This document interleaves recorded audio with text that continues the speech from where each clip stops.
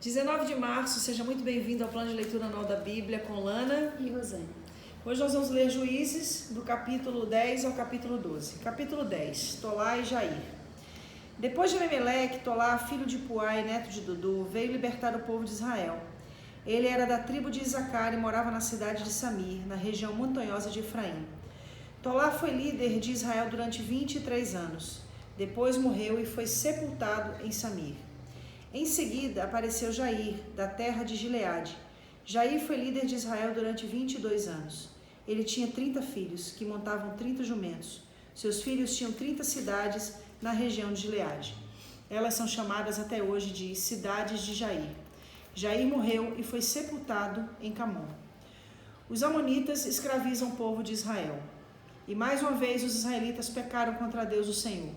Adoraram o deus Baal de várias cidades, a deus Astarote e também os deuses da Síria, de Sidom, de Moabe, de Amon e dos filisteus. Eles abandonaram o Senhor e deixaram de adorá-lo. Então ele ficou muito irado com os israelitas e deixou que sofressem nas mãos dos filisteus e dos amonitas. Naquele mesmo ano, eles derrotaram os israelitas e os escravizaram. Durante 18 anos, eles escravizaram todos os israelitas que viviam em Gileade, a leste do Rio Jordão, na terra dos amorreus. Os amonitas também atravessaram o Rio Jordão para lutar contra as tribos de Judá, de Benjamim e de Efraim. E assim Israel passava por uma grande aflição. Então os israelitas pediram socorro a Deus, o Senhor, orando assim: Nosso Deus, nós pecamos contra ti, porque te deixamos e adoramos os deuses dos cananeus. E o Senhor respondeu: No passado, os egípcios, os amorreus, os amonitas, os filisteus, os sidônios, os amalequitas e os maonitas escravizaram vocês, e vocês me pediram socorro. E eu os salvei deles, mas assim mesmo vocês me abandonaram e adoraram outros deuses. Por isso, eu não vou mais ajudá-los. Agora eu peço socorro aos deuses que vocês escolheram, que eles os ajudem quando vocês estiverem em dificuldade. Mas o povo de Israel respondeu: De fato, nós pecamos. Faze de nós o que quiseres, mas salva-nos hoje, por favor. Então, eles jogaram fora os seus deuses estrangeiros e adoraram a Deus, o Senhor. E ele teve pena deles por causa da situação difícil em que estava. Então o exército amonita veio e acampou em Mispa. E os chefes e o povo de Gileade combinaram que o homem que comandasse os israelitas na luta contra os amonitas seria o chefe dos moradores de Gileade. Jefté, capítulo 11. Jefté, da região de Gileade, era um soldado valente. O seu pai se chamava Gileade e a sua mãe era uma prostituta. A esposa de Gileade também teve filhos. Quando cresceram, eles expulsaram Jefté, dizendo: Você não vai herdar nada do nosso pai, porque é filho de outra mulher. Jefté fugiu dos seus irmãos e foi morar na terra de Tobi. Lá, alguns homens ordinários se juntaram a ele e andavam juntos. Algum tempo depois, os amonitas foram guerrear contra o povo de Israel. Quando isso aconteceu, os chefes de Gileade foram buscar Jefté na casa de Tobi. Disseram: Venha com a gente e seja o nosso chefe na guerra contra os amonitas. Jefté respondeu: Eu sei que vocês me odeiam, e odeiam tanto que me fizeram sair da casa do meu pai. Como é que vocês vêm me pedir ajuda agora que estão em dificuldade? Nós viemos falar com você porque queremos que comande todo o povo de Gileade na luta contra os amonitas, responderam eles. Jefté disse: Se me levarem de volta para casa a fim de lutar contra os amonitas, e se o Senhor Deus me der a vitória, eu serei o governador de vocês, está certo? Eles responderam: Sim, nós faremos como você diz, o Senhor é a nossa testemunha.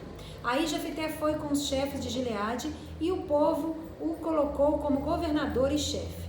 E em Mispa, na presença do Senhor, Jefté fez o povo jurar que faria tudo o que havia sido dito. Então Jefté enviou mensageiros ao rei dos amonitas. Os mensageiros disseram: O que é que vocês têm contra mim? Por que invadiram o meu país? O rei dos amonitas respondeu: Quando os israelitas saíram do Egito, tomaram a minha terra, desde o rio de Arnon até o rio Jaboque e Jordão. Agora, sem luta, vocês devem devolver a minha terra. Jefté mandou outros mensageiros ao rei dos amonitas, com a seguinte resposta: O povo de Israel não tomou a terra de Moabe, nem a terra de Amon. Quando os israelitas saíram do Egito, foram pelo deserto até o Golfo da Acaba, e daí até Cádiz. Eles mandaram mensageiros ao rei dos Edomitas, pedindo licença para passar pelas suas terras. mas ele não deixou. Então os israelitas pediram a mesma coisa ao rei de Moabe, porém ele também não deixou. Por isso os israelitas ficaram em Cádiz. Eles foram pelo deserto, rodearam a terra dos Edomitas e dos Moabitas e chegaram até a parte leste de Moabe, no outro lado do rio Arnon. Acamparam ali, mas não atravessaram o rio porque estava na fronteira de Moabe. Aí os israelitas mandaram mensageiros a Seom, o rei amorreu de Hesbom, e pediram licença para atravessar aquele país, a fim de poderem chegar à sua terra, mas Seom não deixou. Levou todo o seu exército, acampou em Jaça e atacou o povo de Israel. Mas o Senhor, o Deus de Israel, fez com que os israelitas derrotassem Seom e todos os seus homens. E assim os israelitas conquistaram toda a terra que era dos amorreus. Tomaram toda a terra dos amorreus, desde o rio Arnon ao sul até o rio Jaboque ao norte, e desde o deserto a leste até o rio Jordão a oeste. Assim foi o Senhor, o Deus de Israel, quem expulsou os amorreus para o seu povo, os israelitas. E agora vocês querem tentar tomar a terra de volta? Pode ficar com tudo o que Quemos, o Deus de vocês, lhe deu. Mas nós vamos ficar com tudo o que o Senhor, nosso Deus, conquistou para nós. Você pensa que é melhor do que Balaque, filho de Zippor, que era rei de Moabe? Será que alguma vez ele desafiou Israel? Quando foi que ele guerreou contra nós? Durante 300 anos, o povo de Israel morou em Hesbom e Aroer. Morou também nas cidades vizinhas e em todas as outras cidades das margens do rio Arnon. Por que foi que vocês não tomaram essas cidades de volta durante todo esse tempo? Não, eu não fiz nada de errado contra vocês. Vocês é quem fazem mal, querendo lutar contra mim. O Senhor é o juiz e ele decidirá hoje entre os israelitas e os amonitas. Mas o rei dos amonitas não quis ouvir a mensagem que Jefté havia mandado. Então o Espírito do Senhor dominou Jefté. E ele atravessou Gileade e Manassés e voltou para Mispa, em Gileade. Dali foi para Arnon e prometeu ao Senhor o seguinte: se fizeres com que eu vença os amonitas, eu queimarei sacrifício àquele que sair primeiro da minha casa para me encontrar quando eu voltar da guerra. Eu o oferecerei em sacrifício a ti. Então Jefté atravessou o rio para lutar contra os amonitas, e o Senhor lhe deu a vitória. Ele derrotou os amonitas desde Aroer até perto de Minite, 20 cidades ao todo, e continuou até Abel-Queramim. Houve uma grande matança e os israelitas derrotaram os amonitas. A filha de Jefté. Quando Jefté voltou para sua casa em Mispa, a sua filha saiu ao seu encontro dançando e tocando pandeiro. Era filha única, ele não tinha mais nenhuma filha ou filho. Quando Jefté a viu, ficou desesperado, rasgou as suas roupas e disse: ah, minha filha, você está partindo meu coração. Por que tem de ser você quem me vai fazer sofrer? Eu fiz uma promessa a Deus, o Senhor, e não posso voltar atrás. Ela respondeu: se o Senhor fez uma promessa ao Senhor Deus, faça de mim o que prometeu, pois o Senhor Deus deixou que o Senhor se vingasse dos nossos inimigos, os amonitas. E continuou. Só peço uma coisa: deixe que eu vá com as minhas amigas pelos montes e chore durante 2 meses, porque nunca chegarei a ser mãe. E o pai deixou que ela fosse por 2 meses. Então ela e suas amigas saíram pelas montanhas, chorando, porque ela nunca chegaria a ser mãe. Depois dos 2 meses ela voltou para o pai, e ele fez o que havia prometido a Deus. Assim ela morreu virgem. Daí veio o costume de as mulheres israelitas saírem durante 4 dias, todos os anos, para chorar pela filha de Jefté, o gileadita. Capítulo 12. Jefté e a tribo de Efraim. Os homens da tribo de Efraim se reuniram para lutar. Eles atravessaram o rio Jordão para o lado de Zafon e disseram a Jefté: por que você saiu para combater os amonitas e não nos chamou para irmos também? Por causa disso nós vamos queimar a sua casa com você dentro. Mas Jefté respondeu: eu e meu povo tínhamos uma briga séria com os amonitas. Chamei vocês, mas vocês não me livraram deles. Quando vi que vocês não iam me ajudar, arrisquei a vida e fui combater contra eles. E o Senhor Deus me deu a vitória. Então por que vocês vêm agora lutar contra mim? Aí Jefté juntou todos os homens de Gileade. Eles guerrearam contra os homens de Efraim e os derrotaram. Fizeram isso porque os efraimitas tinham dito: vocês, gileaditas, que moram nas terras de Efraim, e de Manassés, são desertores de Efraim. Para não deixar que os efraimitas passassem, os gileaditas tomaram os lugares onde o rio Jordão podia ser atravessado. Quando algum efraimita que estava tentando escapar pedia para atravessar o rio, os homens de Gileade perguntaram: você é efraimita? Se ele respondia que não, eles o mandavam dizer a palavra Shibolete. Mas se ele dizia Sibolete, porque não podia falar direito a palavra, então o agarravam e matavam ali mesmo, na beira do rio Jordão. Naquela ocasião foram mortos 42.000 efraimitas. Jefité, o gileadita, governou Israel durante 6 anos. Então morreu e foi sepultado na cidade natal, em Gileade, Ibzan, Elon e Abidom. Depois de Jefité, Ibzan, da cidade de Belém, governou o povo de Israel. Ele tinha 30 filhos e 30 filhas. Deixou que as 30 filhas casassem com rapazes de fora do seu grupo de família e trouxe 30 moças de fora para casarem com seus filhos. Ibzan governou Israel 7 anos. Então morreu e foi sepultado em Belém. Depois de Ibzan, Elon, que era da tribo de Zebulon, governou Israel 10 anos. Então morreu e foi sepultado em Ajalon, na terra de Zebulon. Depois de Elon, Abidom governou o povo de Israel. Ele era filho de Léu, da cidade de Piratom. Abidom tinha 40 filhos e 30 netos, que montavam-se a 70 jumentos. Ele governou Israel 8 anos. Então morreu e foi sepultado em Piratom, que fica na terra de Efraim, na região montanhosa dos Amalequitas. Nossa, eu quase chorei aqui nesse pedaço aqui. Acho que a gente está tão... Eu ia perguntar se você quer falar, mas eu já te conheço. A gente está tão mexido, né, com tudo que está acontecendo aí, né? E acaba que a gente está sensível, né? Principalmente a palavra de Deus, né? E realmente essa parte aqui da promessa, né, de Jefité a Deus, da vitória contra os amonitas. Gente, você pode falar alguma coisa a respeito dentro da sua... Eu vou te tranquilizar, tá bom? Existem 2 linhas teológicas que avaliam esse texto, tá? Uma delas acredita que Jefité literalmente ofereceu a filha em sacrifício, ou seja, matou a filha e a queimou em holocausto. Está dizendo que aqui ela morreu, assim ela morreu, né? Tá, mas vamos lá. A outra linha teológica acredita que Jefité sacrificou a virgindade da filha, ou seja, sacrificou o fato de não entregá-la a um homem, no sentido de ela não poder se casar e não poder ter filhos. Então, qual é Está muito claro. Tá, vamos lá. Qual é a defesa dessa segunda linha teológica? A defesa dessa segunda linha teológica é porque Deus não pedia sacrifícios humanos nos cultos. Ele não aceitaria nas ofertas que eram dadas a ele. E isso era um ato específico do culto a Baal, a outros deuses, né, pagãos. Então não era algo comum. Tanto que quando Deus faz esse pedido para Abraão, a gente vê Deus interferindo para que ele não mate o filho, que Deus queria provar a fidelidade dele, até que ponto Deus estava acima da bênção que havia lhe dado, até que ponto o abençoador estava acima da bênção. E aí a fidelidade de Abraão é provada quando ele se dispõe a entregar, mas Deus intervém.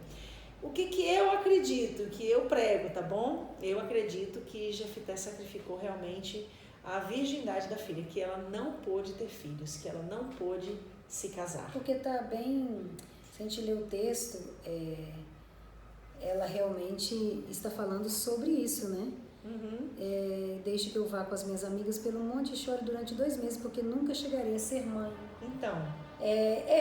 Só que assim. Só que aqui embaixo é bem claro, né? Que o pai fez o que havia prometido a Deus. Bem, existem questionamentos que a gente vai fazer quando nós formos ler a Bíblia, que nós vamos ter especulações, conjecturações e não certezas. Cabe a nós, dentro daquilo que a gente tem como uma revelação pessoal, uma interpretação pessoal do texto, entendermos. Então, o que eu acredito aqui, e não falo isso como advogada de Deus, porque Deus não precisa de advogado, aqui na realidade, se realmente houve um sacrifício, foi um erro terrível de Jefité. A gente vê ele reagindo a uma ferida de rejeição, tanto que disposto a sacrificar tudo, até mesmo a própria casa. Né? Exatamente, inclusive aqui no capítulo, acho que no 11, né, ele fugiu e foi morar na terra. Alguns homens ordinários se juntaram a ele e andavam juntos. Porque se andavam juntos, ele estava realmente com uma mente virada, né? Ele não tinha um comportamento talvez, como é que se diz, com Deus. Porque eu estava andando com homens ordinários. Como eu volto para lá para poder entender mesmo o contexto de todos esses capítulos que nós lemos, entendeu? Essa palavra aqui que diz que ele andou com homens Sim. ordinários não significa que esses homens eram homens ruins. Homens ordinários. A mesma coisa aconteceu com Davi. Quando porque dentro hoje da na nossa caverna, linguagem seria ordinário, seria isso, né? Quando dentro da caverna de Adulão Você vê, se né? uniu a ele homens que também eram mal vistos na cidade. Mas não significa que esses homens mal sejam vistos pessoas sejam como a gente vê hoje, Exato. né? A gente acredita... Por isso que a linguagem bíblica, né, ela tem que ser tem que ler mesmo, além daqui, tem que estudar o contexto, né, para você expor alguma coisa realmente. Aí, só para a gente fazer um fechado aí de tudo isso que a gente acabou de compartilhar com os ouvintes que estão acompanhando a leitura anual da Bíblia conosco, é que o que fica evidenciado uma terrível ferida na vida de Jefté, que para ser compensada ele estava disposto a sacrificar a própria casa em prol da aprovação alheia. O que as pessoas não estão sacrificando por causa dessa ferida de rejeição para ter a aprovação dos outros, para ter a aprovação alheia? Qual é o caminho? O caminho é buscar essa cura em Deus, antes da gente procurar qualquer posição de evidência. Porque qualquer posição de evidência, qualquer posição de liderança que a gente alcance, debaixo dessa ferida de alma, seja ela qual for, de rejeição, de abuso sexual, de humilhação, seja ela qual for, vai promover uma liderança marginalizada, vai promover uma liderança com o risco da gente de se sacrificar, tudo em prol da aprovação alheia. E o que a gente tem que estar buscando realmente é sempre a aprovação do Senhor. Eu queria abrir um outro parênteses aqui para falar algo muito importante. A gente já está aí, 31, 29, quase 90 dias já que a gente está fazendo a leitura, então não vou lembrar, obviamente, de tudo que a gente falou a respeito, mas eu queria falar de uma coisa muito legal que me chamou a atenção aqui, que é uma coisa que Deus tem me trazido muito à mente nesse âmbito, desde que Ele me chamou para pastorear. O versículo 15 do capítulo 10, tá? O povo ora a Deus, pedindo a Deus para livrar ele dos amonitas, que estavam sendo escravizados pelos amonitas, tá? Aí o Senhor fala assim, olha, no passado vocês foram escravos dos amonitas, dos filisteus, dos sidônios, amalequitas, vocês pediram socorro e eu salvei vocês, mas mesmo assim vocês me abandonaram, adoraram a outros deuses. Deus estava trazendo à luz a realidade. Ou seja, vocês só correm para mim quando vocês precisam, quando vocês estão bem, vocês adoram outros deuses. Então Deus foi bem firme aqui, eu gostei disso aqui. Aí o que acontece? Olha a resposta deles, isso aqui é fantástico, versículo 15. Mas o povo de Israel respondeu, de fato, nós pecamos. Faz de nós o que quiseres.